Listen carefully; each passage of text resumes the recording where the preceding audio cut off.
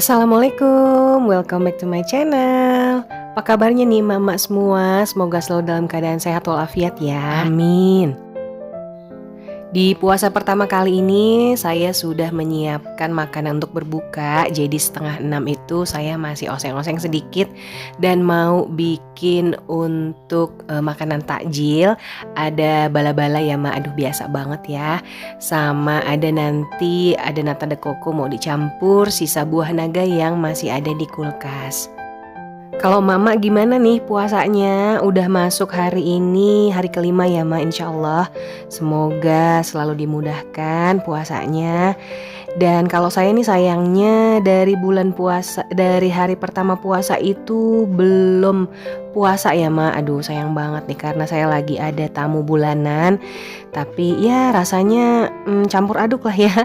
Udah mah kemarin ya abis capek study tour, terus langsung PMS, terus nggak bisa puasa, tapi tetap harus bangun sahur juga nyiapin untuk kebutuhan sahur meskipun nggak puasa. Efeknya ya jadi tetap kurang tidur, pola makan nggak teratur. Karena kalau lagi nggak puasa maksud saya suka ikut males ya, males makan, tapi lapar gitu ya. Seharusnya ya yang lagi nggak puasa tetap harus teratur pola makannya ya. Nata de coconya saya campur begitu aja ya mak. Jadi saya tadi ada sirup vanila nggak jadi saya tambahkan karena ini udah manis. Udah cukup manis, kalau saya tambahkan lagi nanti jadi giung gitu kalau bahasa Sunda bilang ya. Jadi alhamdulillah aja nggak perlu tambahan sirup, udah cukup. Untuk masakan utamanya saya bikin ayam saus mentega dan ada sayur sop kacang merah. Kalau lagi bulan puasa, terutama pada saat sahur, wajib banget saya nyediain makanan yang banyak kuah. Nah ini jadi menu pertama di bulan puasa ya mak, alhamdulillah aja ya. Dan di hari berikutnya nih saya masih males ya mak buat syuting ini itunya. Mungkin karena hormon juga, jadi ini menu keduanya, menu berikutnya ada capcay, ada balado udang tahu, dan untuk takjilnya ada tempe goreng tepung, ada roti, ada kurma, dan sisa bolu yang sempat saya beli. Untuk minumannya ada teh manis hangat.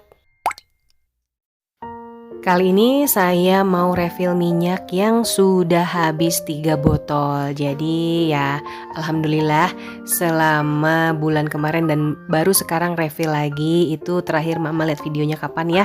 Nah ini saya baru refill minyak lagi. Jadi seluruhnya itu ada 8 liter, saya baru pakai ini 2 liter aja. Jadi masih ada sisa 6 liter lagi. Yang Sanko itu 2 liter ya mak, kalau yang Rose Brand itu 1 liter. Harapan saya mudah-mudahan cukup sampai setelah lebaran.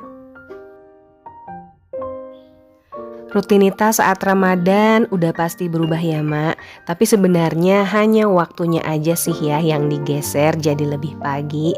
Tapi dengan begitu banyaknya rutinitas rumah tangga yang ada, kita tetap perlu membuat penghematan energi di bulan Ramadan ini ya. Serta membuat pagi kita menjadi lebih efisien. Bagi emak-emak yang biasa menyiapkan perlengkapan anak-anaknya waktu pagi hari sebelum anak berangkat, enaknya sih lagi malam hari kita siapkan semuanya agar keesokan harinya kita tidak repot untuk setrika baju ataupun bereskan buku. Dan alhamdulillah saya sudah menerapkan kebiasaan ini kepada anak saya baik Ramadan ataupun tidak. Jadi sudah terbiasa untuk tidak tergesa-gesa keesokan harinya.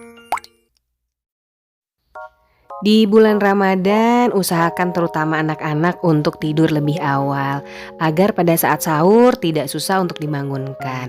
Pada intinya, kalau anak-anak sudah memenuhi jam tidurnya, insya Allah saat sahur tidak akan susah untuk dibangunkan. Untuk itu, anak-anak juga jangan sampai terlalu lelah melakukan aktivitas kesehariannya. Karena semakin lelah akan semakin susah juga untuk tidur dan jadinya susah untuk dibangunkan. Saat ini saya sedang menyiapkan bahan-bahan untuk masak masakan utama berbuka kali ini ada tempe yang mau digoreng, terus nanti saya campur ditumis dengan buncis, lalu saya pakein saus tiram. Dan nanti saya juga mau ngabisin sisa stok di kulkas, masih ada wortel, labu, dan kol untuk dibikin seperti biasa bala-bala. Di sini kalau nggak makan gorengan sehari itu di lagi bulan puasa itu kurang nikmat gitu ya Mak. Jadi mohon maaf kalau banyak banget atau keseringan banget saya bikin bala-bala karena di sini adalah salah satu menu favorit berbuka puasanya. Dan karena saya ini udah kehabisan bahan, harus belanja lagi. Jadi saya untuk lauk utamanya mau pesan online aja. Untuk saya beli ayam ungkep, jadi nanti saya goreng di rumah. Lebih aman, lebih sehat. Semenjak masuk bulan puasa, jadwal masak utama saya ini dilakukan sore hari ya Mak. Jadi saya tetap masak 1 kali untuk berbuka dan sahur. Saya hanya menghangatkan makanan aja nih saat sahur, jadi nggak banyak energi terbuang di saat lagi lemes-lemesnya dan lagi ngantuk-ngantuknya. Tapi bisa juga memasak untuk sahur itu di malam hari. Jadi kita akan lebih gampang saat bangun, nggak perlu repot, cukup panaskan aja. Sudah termasuk tugas kita juga untuk memikirkan menu makanan yang membuat sehat bertenaga sepanjang hari, seperti telur, sayuran, buah-buahan, agar tingkat energi kita juga tetap terjaga sampai waktunya berbuka.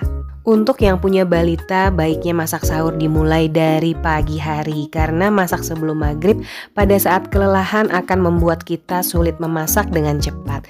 Lebih baik lagi jika kita sudah menentukan menu masakan yang akan dibuat. Setelah persiapan masaknya selesai, karena cucian piring sudah menumpuk, jadi saya langsung dulu untuk mencuci yang numpuk-numpuk ini supaya dapurnya nggak penuh. Maklum ya Mak, dapur saya ini kan seuprit, sempit, kecil gitu ya. Jadi kalau berantakan sedikit aja atau misalnya cuciannya udah numpuk sedikit aja, aduh itu udah terasa sempit rasanya. Dan cucian piring saya yang paling sering ada itu adalah wadah bekas food prep ya Mak. Jadi toples-toples kayak gini tuh sebenarnya ya makan waktu banget untuk dicuci. Tapi kalau nggak kayak gini, stok sayuran dan lauk pauk saya ini ya nggak tahan lama pastinya. Pengennya sih ya ada wadah gitu yang ramah untuk cucian piring dan makanan atau masakan itu bahan-bahannya bisa awet. Dan saya juga baru ingat ternyata saya belum masak nasi untuk buka dan sahur. Nah kalau kayak gini kan ketahuan ya Mak, jadi pekerjaan apa yang harus kita lakukan. Untungnya waktu untuk berbukanya masih lama.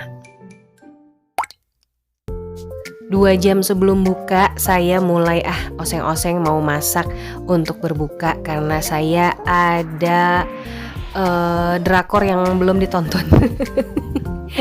Jadi ya sebenarnya udah banyak banget ya Mak ketunda karena kemarin study tour, jadi ke skip deh tuh nonton drakornya. Jadi ya habis masak ini saya mau istirahat dan nonton drakor dulu.